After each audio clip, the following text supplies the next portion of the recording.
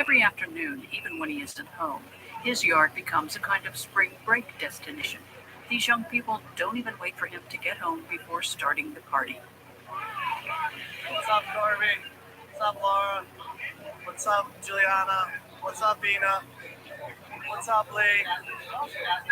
Jack is a veteran partier and knows all the bars in Buffalo.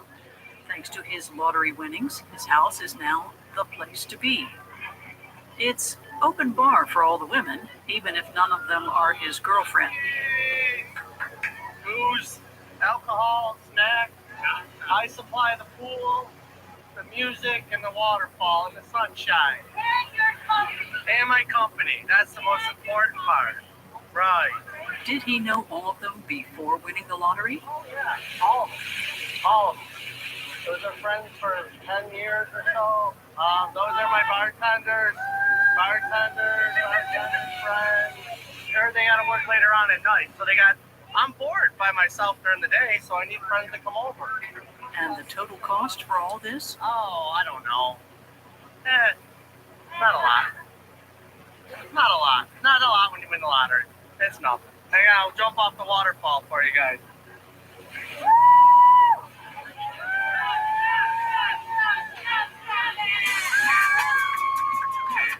Jack has built his own personal paradise on this $300,000 estate. There's just one tiny thing missing from his otherwise perfect life. More sex. Definitely more sex. For that. Yeah, I'm in a slump. I need a real woman. Real woman, real two women, real three women, whatever. Jack is constantly surrounded by distinctly younger women, but is still single. A life without financial worry and largely comprising rest and recreation. But his parents, who have a share in the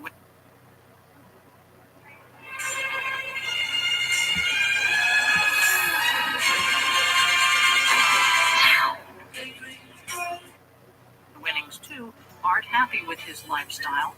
They live just 5 minutes away. Open the door. Oh, get them Jack. Hey, what's up? How you doing, Junior? What's going on? Both 73-year-old Jack Sr. and his wife Sharon want their son to find a wife and are concerned about his lax lifestyle. And they don't hesitate to remind him every time he visits. I mean, I wouldn't mind if he got a job now, a part-time job doing something. No, I'm not doing He anything. could be a little cleaner on his house. That's my lazy one. That's my lazy baby. Lazy fun one. I'm not lazy. I just don't feel like working. Golfing was hard today. It was hot out there. Oh, Golfing, pool parties, oh. darts.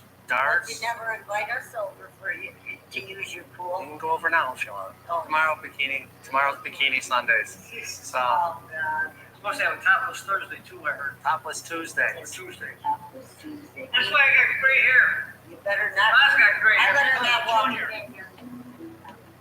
Jack Sr. and Sharon are a lot wiser with their winnings. Their only luxury, this 370 square meter house with a sizable yard for their Shih Tzu, Pepita, to roam around in.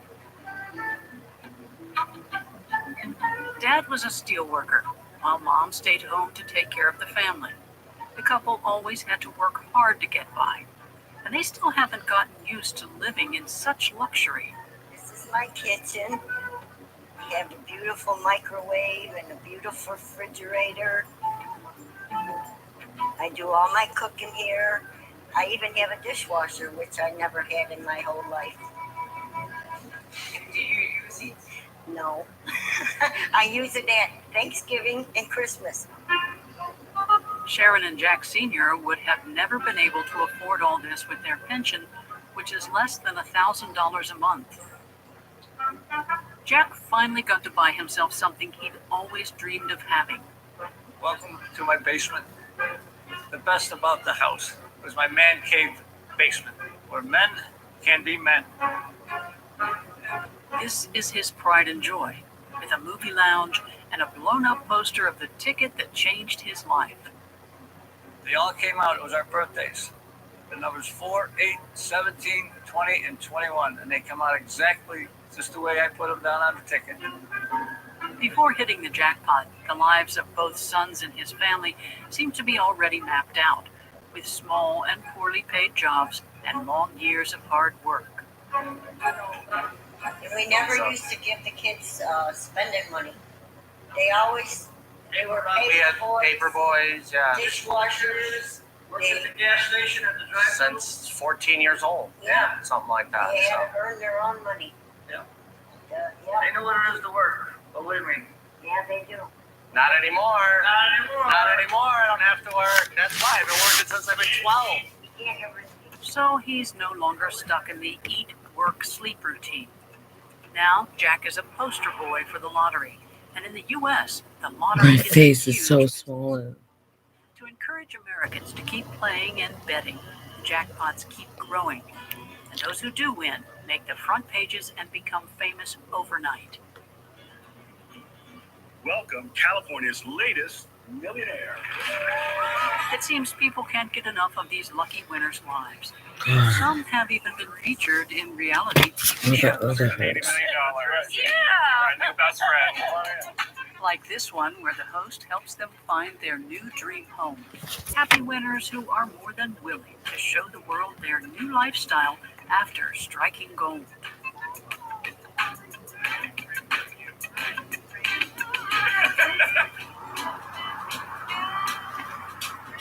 We're now in Denver, Colorado. Introducing Travel and Leisure Club, a place to dream of where to next. At the foot of the Rocky Mountains.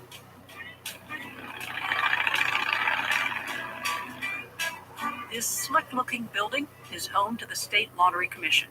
Contrary to popular belief, the lottery industry is run not by big business, but by public authorities. Hi, how are you today? I think I just won something. Kay is a real estate agent. She has 5 out of 6 numbers in the latest Powerball. Yeah, I think I won 30,000. Awesome. This tidy sum will allow her to enter the Winners Club. Those the lottery chooses to feature in its publicity. Okay, say 30,000. 30,000. Well, look at this. It's really exciting. Yeah, it's the happiest place on earth. Kay's photo will be immediately posted on the lottery's website, where she will join the Winners Wall. In America, having money is certainly not frowned upon, and when people win, they're eager to make it public. It's really important that people see real Coloradans win. When they see someone like Kate, they know, okay, someone really won. The Colorado Lottery makes the most of the winners' elation, and the winners seem happy to tell the whole world. Filming the reaction of people when they find out how much they won makes for great advertising. And we're about to surprise Diego B with a huge check for $250,000. Hey, Diego, how are you doing? We have some big news for you. I think your Christmas just got a whole lot better. You just won 200.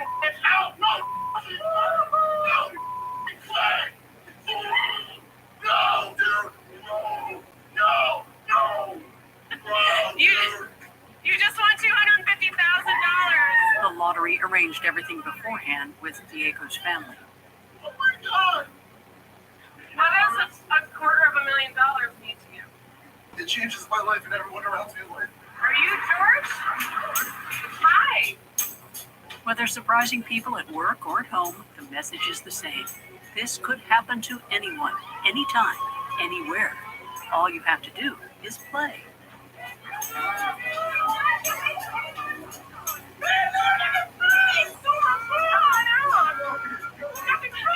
I can't see. I got put on my feet. But there is also a dark side to the lottery. What winners do not get, along with their check, is advice about financial issues awaiting them. For some, winning the jackpot can be the start of a nightmare. In Canada, just across the border from the majestic Niagara Falls, Daniel became a victim of his own success. He's a member of Niagara United, a counseling group that helped him get back on track. Can you hear it back there? Hello, hello. He was just 23 years old when he won a jackpot worth $5 million. I felt like I was on top of the world, and that, that this money would just never run out. It was almost like I was living the life as a rock star. I was just go out and party. And within 2 years, about two to maybe $2.5 million was gone in bad businesses. And the rest also went down the drain over the next 2 years due to substance abuse, a habit initially funded by the lottery win. And I was heavily addicted, and I had to resort to selling drugs. It was right back up, $400, $500, $600 a day. He eventually ended up in prison, where he spent 2.5 years for dealing drugs. Ironically, this is what saved him. He had to get clean. That's where I've been, and that's some of the stuff that has helped me get to where I am today. Daniel is far from an isolated case. 1/3 of winners ultimately end up losing everything. It's a phenomenon known as the curse of the lottery.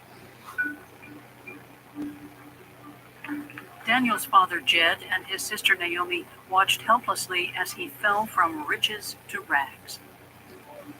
I almost cried. I was like, don't look at me because I have cried. I had my sunglasses on, though. I was like,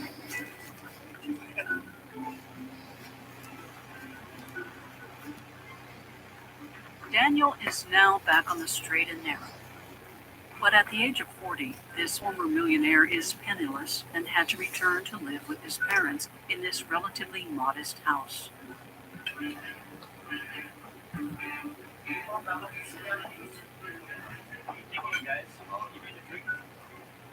A man who believed he was on top of the world while spending up to $1,000 a day on drugs now works as a car mechanic.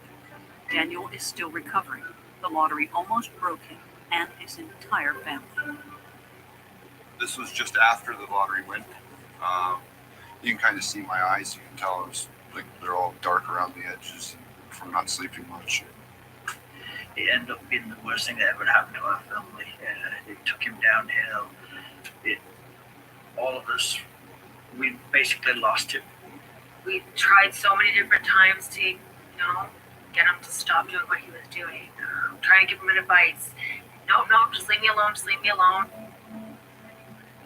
As soon as the check was cashed, Jed and Naomi saw fake friends, crooked investors, and other scammers descending on Daniel like vultures. They got the claws in too deep, and it was kind of irreversible. But when he hit rock bottom, that was the calling card, and he came to us and asked if he could come home. And we gave him the rules. No more of this, no more of that. We always looked at him unconditionally. And,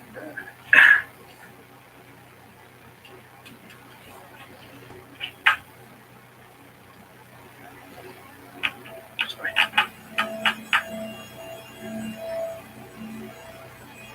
Daniel's $5 million win essentially ruined 15 years of his life.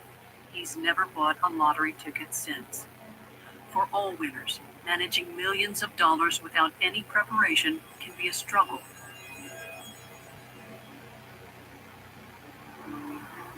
One of them decided to launch a campaign against these easy money traps. Timothy Schultz is one of the youngest Powerball winners ever in the U.S. Prior to hitting the jackpot, he worked at a gas station like this one. Tim was 21 and broke when he won a check for $14 million. So my father woke me up. I was sleeping and he banged on the door and he basically said, "Tim, somebody won the Powerball." So he knew that I played once in a while. And I looked at the numbers in the newspaper and it's surreal. It's like, it felt like a dream. And then we literally started hugging each other like two, grown people and like two kids in a candy store. That's what it felt like. The young gas station attendant from rural Iowa sold himself his own winning ticket. He became rich and famous overnight. And so I couldn't go anywhere. I couldn't go to the grocery store without people recognizing me and people asking me for my autograph. 2 decades later, he's back to being anonymous. How's it going? Good. Could I just get one Powerball ticket, please? He still plays the lottery every week, hoping to win again. Just holding a ticket, and it's like, oh. I mean, I know the power that comes with this if you happen to win. The emotional thrill is still there, but his fortune has plummeted from 14 down to just $5 million. A big fan of cinema, Tim puts some of his winnings toward organizing festivals and producing his own animated films, all of which flopped. He decided to go online to prevent other lottery winners from making the same mistakes he did. His YouTube channel provides winners with a platform to share their stories, whether positive or negative. So this is the first lottery winner I'm actually going to be interviewing in person, so this is going to be fun. Today, he's meeting Denise, who lives in an upscale suburban neighborhood in Manteca, California. Hi, Denise. Hey, How are you? good. How are you? Good. Yeah. This is a beautiful home. Thank you.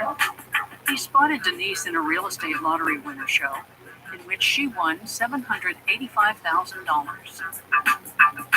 Ready for this? Wow. She now lives in this beautiful villa with 2 of her 8 children. Before the big win, she was working 3 jobs and had just lost her home. She lives here. She lives there. My grandson lives here. His mother lives here, and his sister lives here. Like I said, it's hotel, motel, Holiday Inn. Yeah. Really, for all of my daughters, because in case their men are assholes, they can always come home. That's why. The loving mother didn't spend her cash on luxury cruises or a big car. She invested everything in this house to give her family a home and set herself up for retirement. She wants to send out a message on Tim's channel. Sit down there and I'll just focus it. If you do win the lottery, you need to learn how to resist temptation. A lot of people, when I win the lottery, they're like, why didn't you travel? Why didn't you, with the money? And, that's all good, but at the end of the day, what do you got? You're done with your vacations. Tim received hundreds of letters from strangers asking for money. Winners also need to learn how to say no, even to friends and family. It's one of the most important lessons I had to learn because it was really tough, especially for people that I loved. If I gave everyone what they wanted, that would have been broke a long time ago. The Herrigs in Nebraska have so far managed to avoid these traps. I love fraud stories and I love true crime. I use that as a way to make people understand why they need to know about accounting. A woman stole millions from a small town government. How does this happen? Ask yourself, what did the numbers tell? Let's visit the WorldCom example. Pay attention to what they did. They made an expense become an asset. They used basic accounting principles to hide billions. This is why understanding accounting is so very powerful. What I want anyone who's taking this course to realize is that you're not just in an accounting class.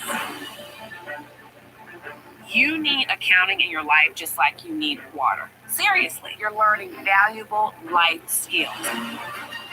The most powerful person in any business is the person that understands money. This course gives you a power that a lot of people just don't have. Welcome to Introduction to Financial Accounting. Let's get started.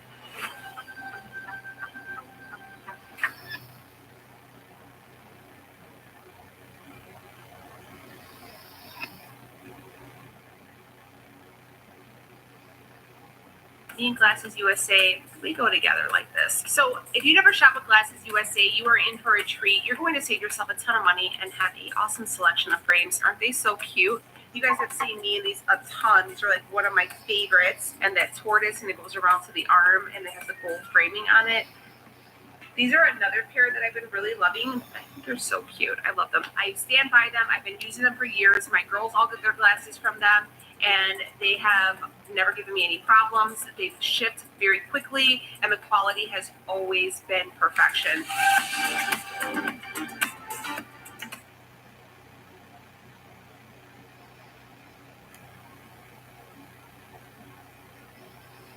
Perhaps that more naive winners fall victim to.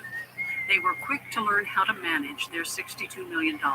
Driving their beefy pickup truck with golf cart in tow, the couple are headed out to their latest major investment. An hour away from their mansion, they've bought 400 hectares of land, forests, and ponds right in the middle of Nebraska farming country. The Harrigs are effectively the new lords of Otoe County.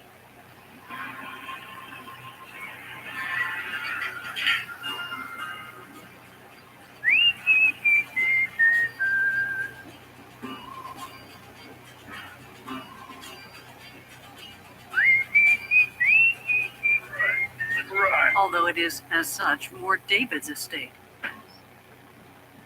When asked if she likes the farm, Erica says, No, Too dirty. it's too dirty. David has gotten into farming. Ready? He'll rent some of the land out to local farmers and cash in on a percentage of their profits.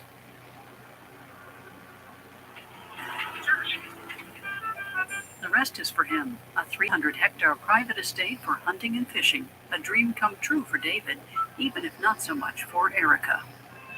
Not that pretty right now.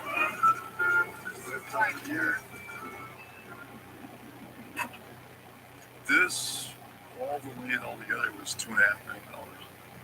So, you can't go wrong owning land as long as you take care of it. So, that's the biggest thing. Erica doesn't really see the point of this huge investment. Despite being multimillionaires, they still try to remember the value of money. You got to always be aware of what you're spending because it goes quick. How big or small your budget is, you got a budget. And their monthly budget. It's about 25 grand a month. So who's the big spender?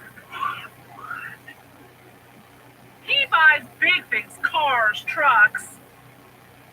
So my little $20 purchases versus his $30,000 car. Erica is more cautious, but the couple could easily live like royalty. The interest alone generated from their fortune earns them $500,000 a year. Oh boy, it is toys. David could chill out at home all day, but this isn't that kind of family. For us, at our age, being young and retired, you still have to do something. You can't just, I'm retired, sit around. I do it every day. David enjoys his newly found leisure time. Before the lottery, he barely had time to see his family between his two jobs. But since winning, he's been able to realize a childhood dream and become a volunteer firefighter. It's a commitment that also enables him to keep his feet on the ground. It's nice to have people being recognized like that for more than just the lottery. Because the lottery was one quick moment, but I'm still the same person. I got to be true to myself. So, and I try to do that through my service to the community. Dave can now take the wheel of the kind of truck some boys dream of. Here we go. He'll be taking it out around Gretna for the national holiday. Every 4th of July, locals pay tribute to their firefighters who watch over the city voluntarily.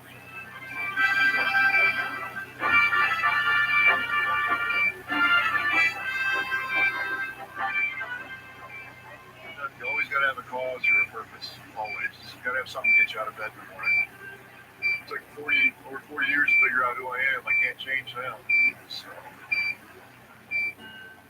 Since winning, he's donated almost $150,000 to local charities.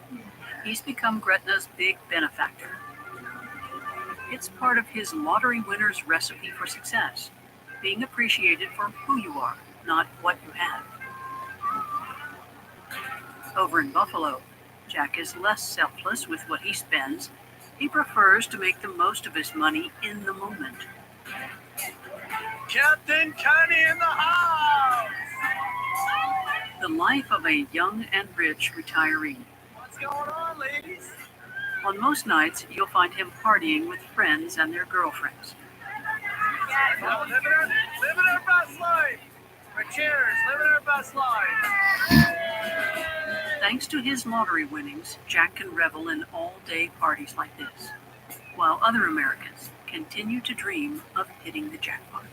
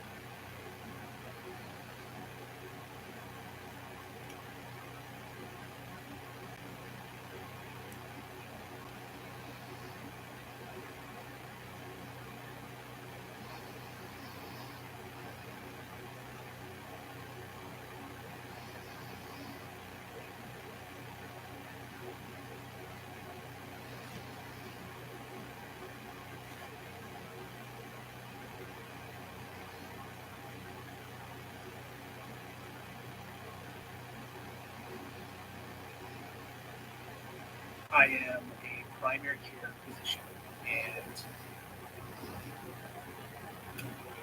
I'm frustrated, and this is not what I signed up for. I'm tired of our sick care, and I'm choosing not to participate.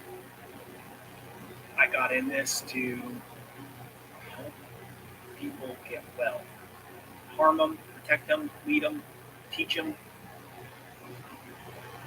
and that's not what I'm seeing in the healthcare system. And so I'm choosing to take a different approach as a doctor for the sake of people that are relying on us to teach them how to be healthy. Someone tell me why. Why don't doctors tell you to take something as simple as magnesium instead of a stool softener, knowing that the stool softener dehydrates your bowels? Why don't doctors tell you to take D3 in the winter? Because you can't get it from the sun. It's gone, depending on where you live in the country, and it radically improves the immune system and impacts your sleep. Why don't doctors tell you to change your diet? You know, when you're having heartburn or indigestion, your body's literally revolting against you. Instead of giving you something like Prilosec or Nexium, knowing that studies show that they're linked to kidney failures and osteoporosis.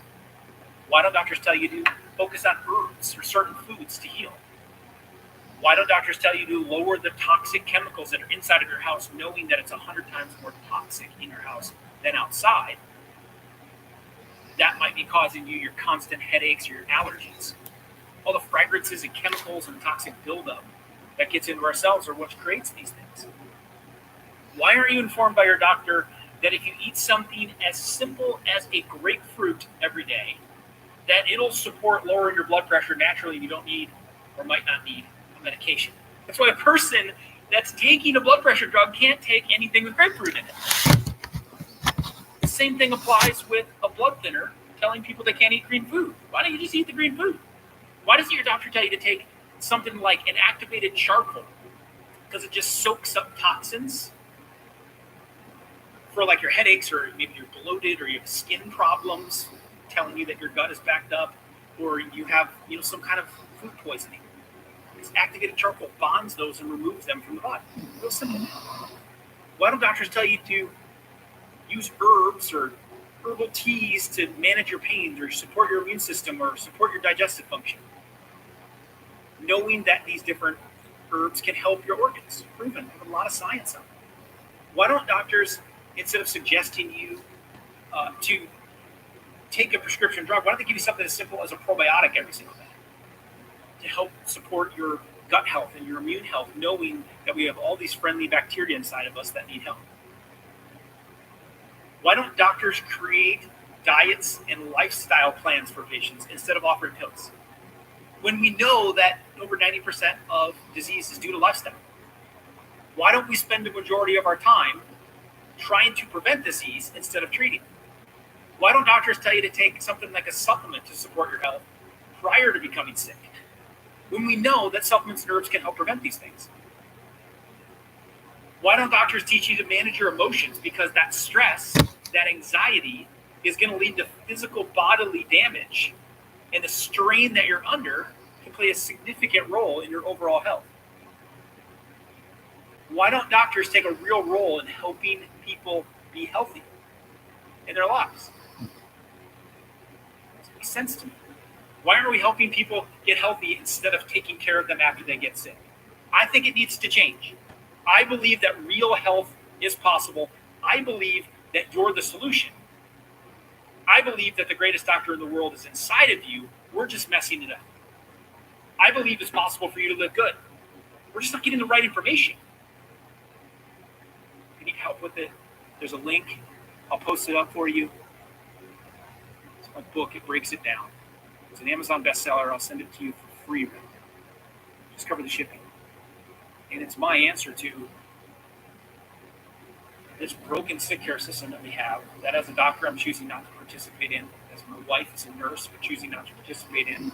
We want to be at the top of the hill, telling people to don't go down the hill because you don't know how to ski and it's a double black diamond, as opposed to standing at the bottom of the hill with an ambulance, picking them up after everything's broken and damaged. Start warning people before it ever happens. If you go to a doctor and you pass all the tests and pass the physicals, there's nothing they can do for you. They tell you to come back next year, you can only participate in the system if you are sick. That's backwards. That's sicker, not healthcare. I want to do something about it and help you experience real health. So there's a free book there. I'll send it to you. You don't have to go buy it on Amazon. It's literally covered the shipping. As a bonus, I'll get you the virus guide in your email as a follow-up as well. Just cover the shipping of it, of the book, and then I'll send you the virus guide because it's just times to know when to, how to prevent it, what to do during, what to do after it, detox, and an audio version, so you can just simply get that. Those are bonuses for it. But it's a solution. It's a guide for you to be the solution for a broken sick care system. And where are the doctors standing up for what we career path? Help people who are sick. Stop them from getting that way. Get to the cause of it. Don't just leave them on the drug the rest of their life. We can do better. We need better information. And it's about doctor doing something about it. Appreciate you guys. Staying looking for to help you. I'll make it a great day. You might as well. You're never going to get back.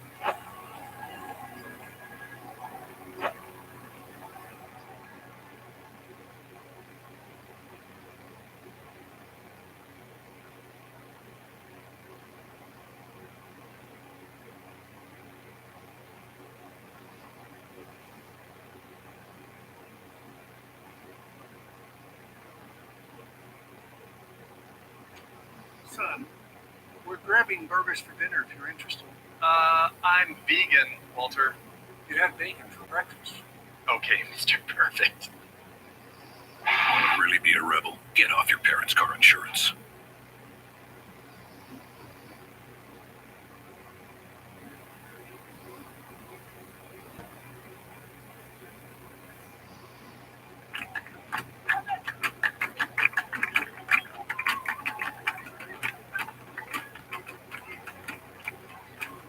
Today, the 9th of July, 2005. I'm in Mali, in West Africa, where I've come to see the biggest mud building in the world. The Great Mosque of Djenné, an astonishing sight. Driving up here yesterday, the mobile phone rang, and I heard 7 bombs had exploded in London that morning. Hundreds were injured. Scores were dead. The handiwork probably of Al Qaeda. Among the stations that were bombed was the one my daughter uses to go to school. I spent a horrible couple of hours battling with lousy phone connections, finding out she was all right. You think dark things at moments like that, and I fretted about this film. Was it right to be making it? It's about the wonders of Islamic art. But was that still an appropriate subject? I knew the answer long before I arrived here and saw that. I had just spent months and months